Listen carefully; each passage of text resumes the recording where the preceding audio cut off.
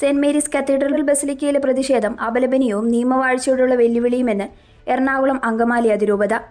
Zero Malabar സഭയുടെ ആസ്ഥാന ദേവാലയമായ saint Mary's cathedral ബസിലിക്കയിൽ December 10 മുതൽ സഭാവിശ്വാസികളെന്ന വ്യാജേന ഏതാനും പേർ നടത്തുന്ന പ്രതിഷേധ പരിപാടി അപലപനീയവും സഭാ സംവിധാനങ്ങളെയും സമാധാന അന്തരീക്ഷത്തെയും തുരങ്കം വയ്ക്കുന്നതുമാണ്. 2000-ലധികം കുടുംബങ്ങളുള്ള ബസിലിക്ക ഇടവകയിൽ നിന്നുള്ളവരും അല്ലാത്തവരുമായ വിരലിലെണ്ണാവുന്ന ഏതാനും പേർ പള്ളി കൈയടക്കിയെന്ന ഭാവത്തിൽ ഇരിപ്പുറപ്പിക്കുന്നത് നീതിന്യായ വ്യവസ്ഥയെ തന്നെ വെല്ലുവിളിക്കുന്നതും ആരാധനാ സ്വാതന്ത്ര്യത്തെ നിഷേധിക്കുന്നതുമാണ്.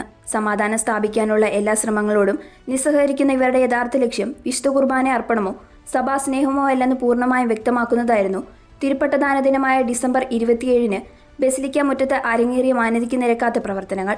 സമാധാനപൂർണ്ണമായി പ്രശ്നങ്ങൾ പരിഹരിക്കപ്പെടട്ടെ എന്ന ആഗ്രഹത്താൽ സംയമനം പാലിക്കുമ്പോഴും സഭാ തലവന്റെയും മറ്റു പിതാക്കന്മാരുടെയും ഫോട്ടോകൾ വികൃതമാക്കി പള്ളിക്ക് മുകളിൽ പ്രദർശിപ്പിക്കുകയും തിരുപ്പട്ട സ്വീകരണത്തിലൂടെ ഈശോയുടെ പൗരോഹിത്യത്തിലേക്ക് ആവേശപൂർവ്വം കടന്നുവന്ന നവവൈദികരെ അവഹേളിക്കുന്ന തരത്തിൽ ബാനറുകൾ പ്രദർശിപ്പിക്കുകയും ചെയ്തത് അപലപനീയവും പരിഷ്കൃത സമൂഹത്തിന് ചേരാത്തതുമാണ്.